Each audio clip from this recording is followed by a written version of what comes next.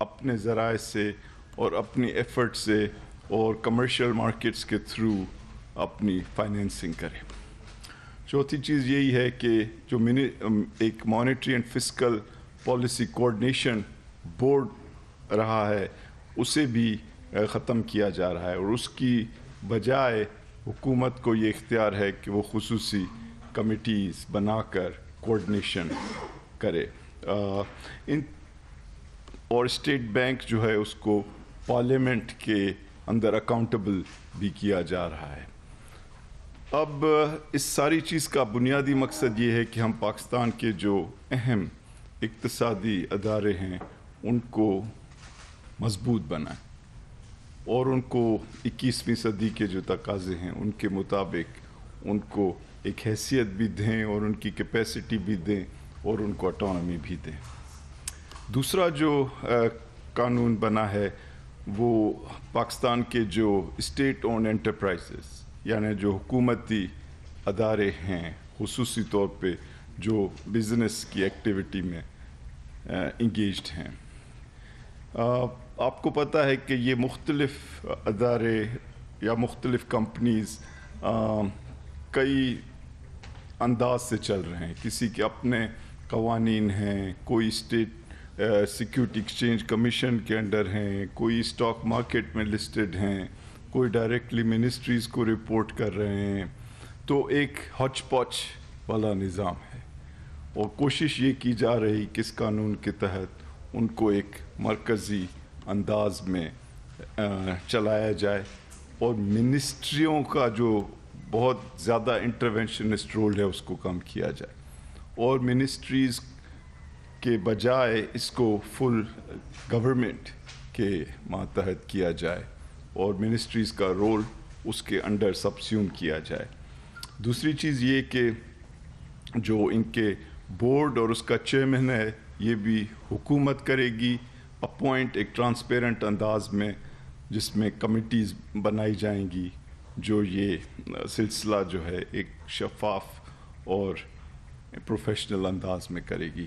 اور جو سی E Os ہوں گے ان کمپنیز کے یعنی چیف ایگزیکٹو وہ یہ بورڈز جو ہیں وہ اپوائنٹ کریں گے بجائے اس کے کہ منسٹر صاحبان اور سیکرٹری صاحبان بیٹھے یہ فیصلے کر رہے ہوں، تاکہ پروفیشنلزم ہو اور یہاں پر بھی اداروں کو ایک جو ماڈرن تقاضے ہیں ان کی بنیاد پہ چلایا جائے اور ان کو سیکیورٹی آف ٹینیور دی جائے اور ان کو روز شام صبح تبدیل نہیں کیا جائے.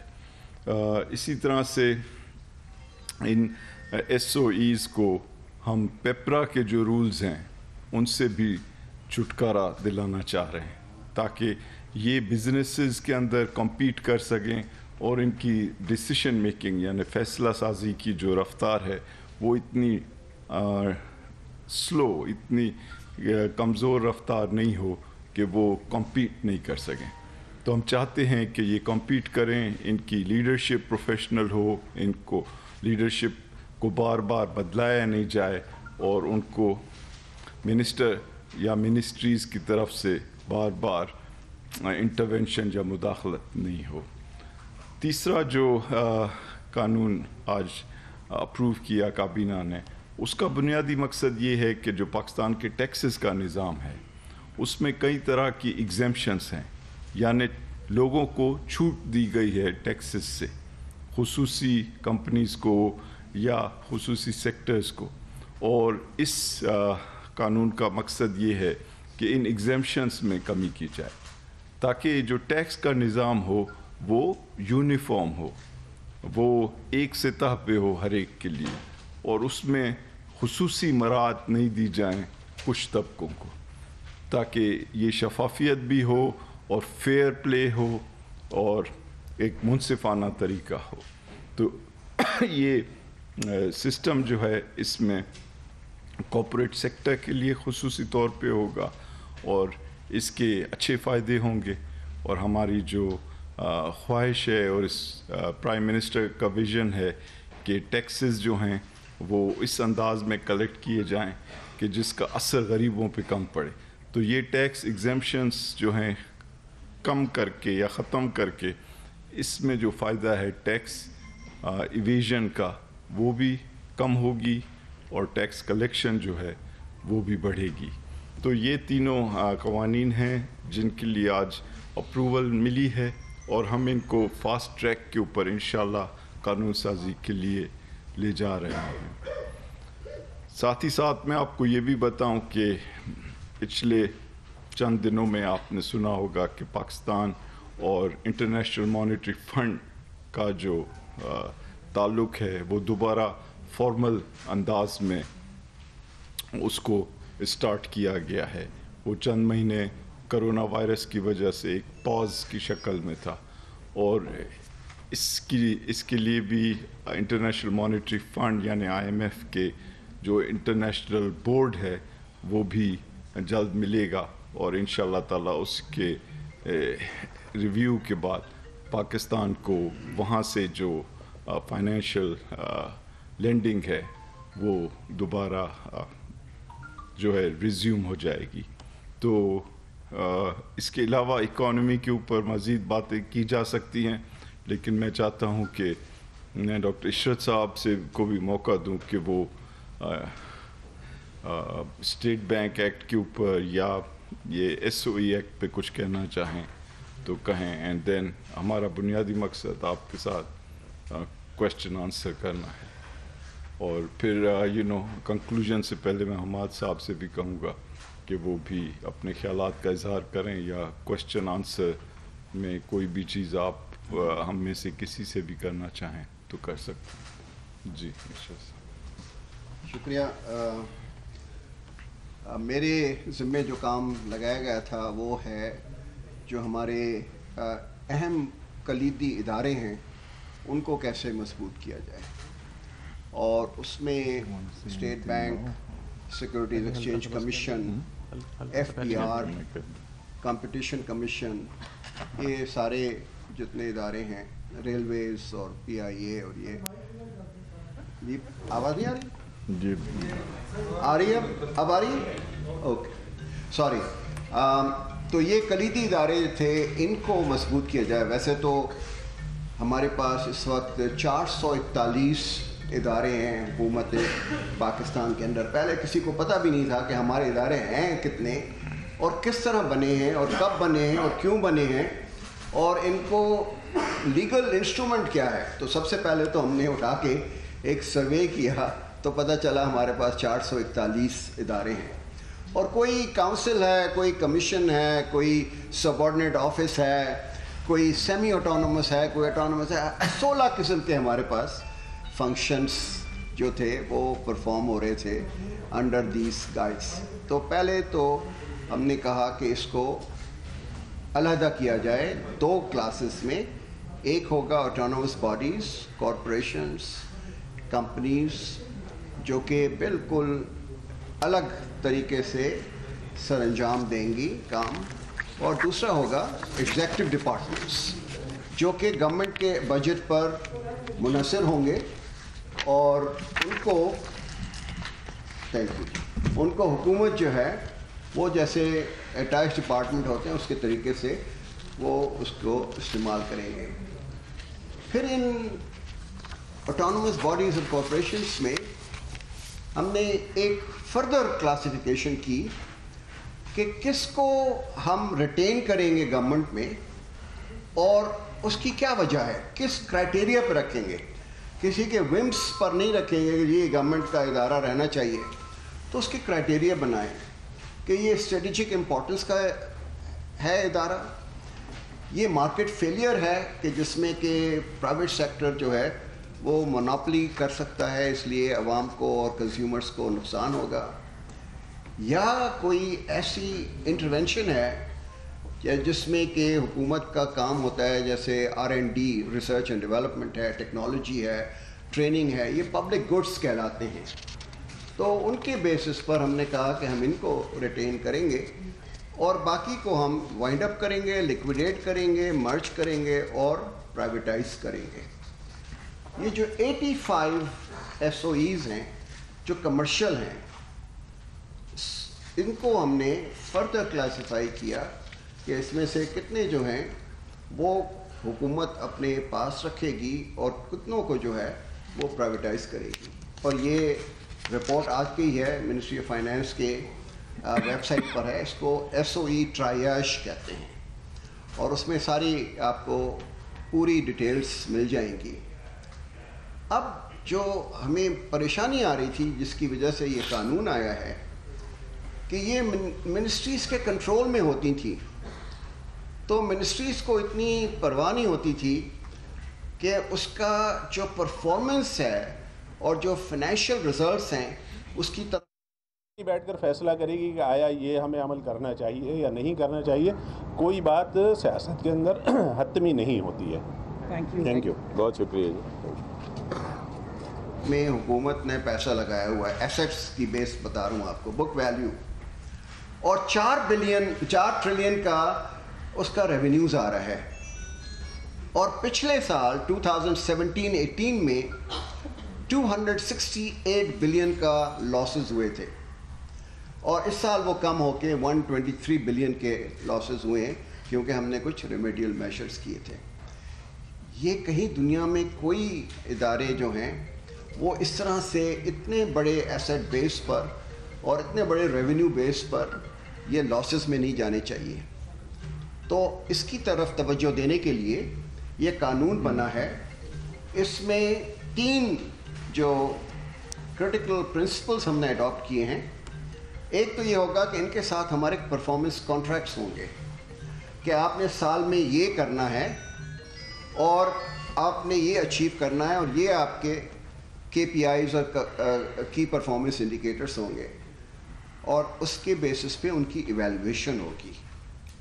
सेकंड, जो इस वक्त घिचमिच है, जो फाइनेंस मिनिस्टर साहब ने भी बताया कि कहीं पर चेयरमैन जो है वो चीफ एग्जीक्यूटिव भी है, कहीं चीफ एग्जीक्यूटिव जो है उसके ऊपर कोई बोर्ड नहीं है, तो उसका गवर्नेंस स्ट्रक्चर और मैनेजमेंट को हमने अलग कर दिया है। गवर्नेंस जो होगा वो इंडिपेंडेंट बोर्ड करेगा और मैनेजमेंट चीफ एग्जीक्यूटिव करेगा, along with the CFO, chief technological officer, chief human resource officer, और उसका भी तरीक़ाकार मुअय्यन किया है कि किस तरह से सिलेक्ट हो। और आप सबको पता है कि अब तक नए प्रोसेस जो हमने 2018 में शुरू किया था, उसमें हर पोस्ट जो है वो एडवर्टाइज़ होती है, उसके एलिजिबिलिटी क्राइटेरिया होते हैं, उसकी शॉर्ट लिस्टिंग कमेटी बनती है, उसके बाद सिलेक्शन बोर्ड होता है, सिलेक्शन बोर्ड में 2 आउटसाइड एक्सपर्ट होते हैं उस फील्ड के, और उसके बाद एक पैनल इंटरव्यू करने के बाद इंटरव्यू कमेटी जो है वो कैबिनेट के पास भेजती है। सो इससे हमारे पास 56 चीफ एग्जीक्यूटिव्स आए हैं अभी तक इस प्रोसेस से, और अल्लाह के फजल से उसमें बहुत सारे ऐसे लोग हैं जो एक्सपेट्रिएट पाकिस्तानीज़ थे, जो हांगकांग में, लंदन में, दुबई में और अमेरिका में, जद्दा में काम कर रहे थे। वो आके उनको कभी ये ख्वाब भी नहीं था कि वो बग़ैर किसी कनेक्शंस के पाकिस्तान में आ सकेंगे। तो right man for the right job से इंस्टीट्यूशन बनती है। तो ये एक तरीक़ाकार है। दूसरा, मैं स्टेट बैंक पे आता हूँ, मैं ये बाकी आपके सवालात होंगे उसके, तो स्टेट बैंक का जो होगा वो आपको बता दिया है, बट अगर सवालात होंगे तो मैं आपको बता दूंगा कि टाइम की कमी है, but I'm available for any question and answer on both. Thank you, Ishrat Saab. I think Dr. Ishrat obviously काफ़ी कुछ स्टेट बैंक एक्ट के ऊपर कह सकते हैं, लेकिन चूंकि वक्त कम है और हम चाहते हैं कि आपकी जानिब से क्वेश्चंस आएँ, तो floor is open ji. Sir ये बताइएगा कि ये जो आपने स्टेट बैंक की इंडिपेंडेंस और ऑटोनॉमी और उसके जो सारी काम किए हैं, इसमें अकाउंटेबिलिटी का क्या चीज़ है कि कोई बंदा बात से आ जाए और उसके ऊपर अकाउंटेबिलिटी हो, कहाँ से काम पा जाए, तो पाकिस्तान में पता चले कि वो कैसे आए थे। एक और क्वेश्चन लें। आप इसका पहले जवाब दे दें। नहीं एक सवाल का जवाब दे दें, जो मिक्स हो जाते हैं। नहीं इसका जवाब दें सर पहले, फिर आप लेने देना। I want to take 3-4 questions and then answer जी।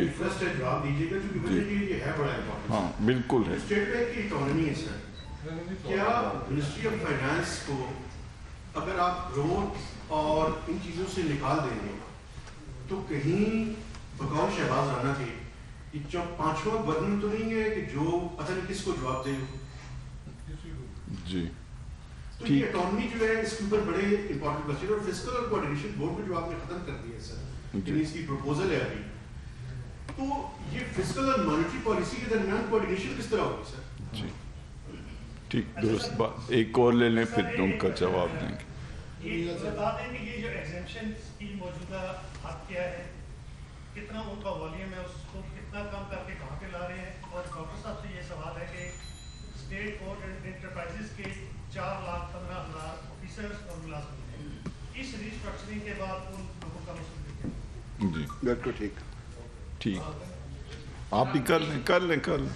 سر یہ مجھے صرف یہ بتا دیں کہ ڈاکٹر صاحب یہ بیٹھے ہوئے ہیں کہ انفلیشن جو ہے جی یہ جہاں تک ہماری انڈرسٹینڈنگ ہے نان فوڈ اور نان انرجی کو دیکھتا ہے اسپیکٹرم اور انفلیشن کو دیکھتا ہے. انفلیشن جہاں تک ہے نا انفلیشن ہے وہ تو ڈیمانڈ اینڈ سپلائی کا ایشو, تو اس کو آپ کیسے ایڈریس کریں گے, وہ تو پروونشل گورنمنٹس کیا وہ کر سکتے ہیں. اور جب ہر 15 دن بعد ایک نوٹیفیکیشن انرجی یا پیٹرولیم کے حوالے سے آ جائے گا تو پھر آپ اس انفلیشن کو کیسے کنٹرول کریں گے. دوسرا یہ لاسٹ ایک سیکنڈ کوسچن کہ یہ جو کاپی سیکٹر ہے ہمیشہ اسی کے اوپر سارا ٹیکس کا بوجھ کیوں لا دیا جاتا ہے. یہ سروسز سیکٹر اور آپ کا ریٹیل سیکٹر اور آپ کا جو کموڈیٹیز کا بزنس ہے اس کے اوپر آپ جاتے نہیں ہیں. آپ پھر بیچارہ جو مینوفیکچرنگ سیکٹر جو بیچارہ بھی دوبارہ کچھ کھڑا ہو رہا ہے اس کے اوپر آپ پھر کہہ رہے ہیں کہ ایگزمپشن ختم کر کے ہم کے اوپر پھر کارپوریٹ ٹیکس ان کی ایگزمپشن ختم کر دیں گے. تو آپ انیشیٹو تو کوئی نہیں ہوا. ٹھیک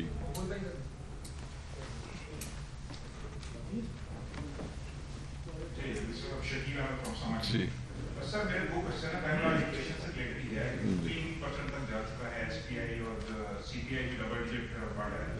آپ ہر ویک میں میٹنگ کرتے ہیں national price control monitoring committee کی, ہر دفعہ ڈائریکشن دیتے ہیں پروونسز اور پروونشل لیول پہ اور ڈسٹرکٹ لیول پہ انفلیشن کو کنٹرول کیا جائے. تو یہ رسمی سی میٹنگ ہوتی ہے, اس کا آؤٹ کم کیا آتا ہے, صوبے کیا کر رہے ہیں انفلیشن کنٹرول کرنے کے لیے. اور آئی ایم ایف کے ساتھ دوبارہ پروگرام ریسٹور ہونے جا رہا ہے ایگزیکٹو بورڈ کی منظوری کے بعد, تو کیا مہنگائی میں مزید اضافہ ہوگا؟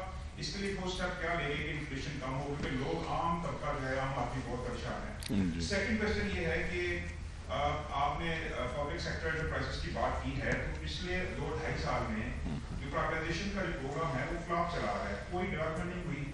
تو آپ کے خیال میں آپ ماضی میں کامیاب پرائیویٹائزیشن کر چکے ہیں, تو یہ 2.5 سال میں ابھی تک کوئی قابل ذکر رشکاری پروگرام کامیاب نہیں ہوا, تو اس پہ کچھ گورنمنٹ کیا کر رہی ہے؟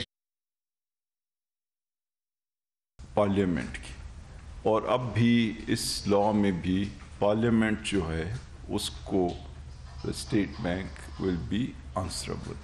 اچھا تو پہلے یہ بات کلیئر ہو جانی چاہیے, اور یہ کہنا مناسب نہیں ہے کہ کوئی آ جائے گا اسٹیٹ بینک میں. کوئی آتا نہیں ہے اسٹیٹ بینک میں. اسٹیٹ بینک کا گورنر جو ہے is a appointee of the president of Pakistan. تو we should be careful in the type of terminology we use. کوئی ضروری نہیں ہے اس طریقے سے سوال کرنا. ٹھیک. دوسری چیز یہ کہ جو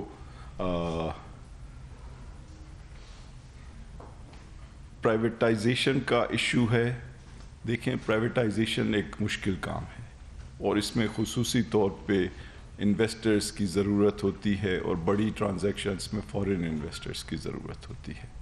میرے خیال میں ایک سلو اسٹارٹ کے بعد پرائیویٹائزیشن پروگرام کو مزید بڑھایا گیا ہے, اور کچھ کمپنیز ایسی تھیں جو کرونا وائرس اگر نہ آتا تو وہ پرائیویٹائز ہو چکی ہوتی. اب چونکہ کرونا وائرس کی وجہ سے 6 سے 9 مہینے کا ایک بریک آیا ہے, تو انشاءاللہ تعالیٰ اب آپ دیکھیں گے کہ اس میں ریزلٹس آنا شروع ہوں گے. جہاں تک ایس او ایز کا تعلق ہے, آئی تھنک عشرت صاحب آپ اگر آنسر دے دیں that would be fine. And if any thing else آپ اسٹیٹ بینک کے معاملے میں مزید کچھ کہنا چاہیں.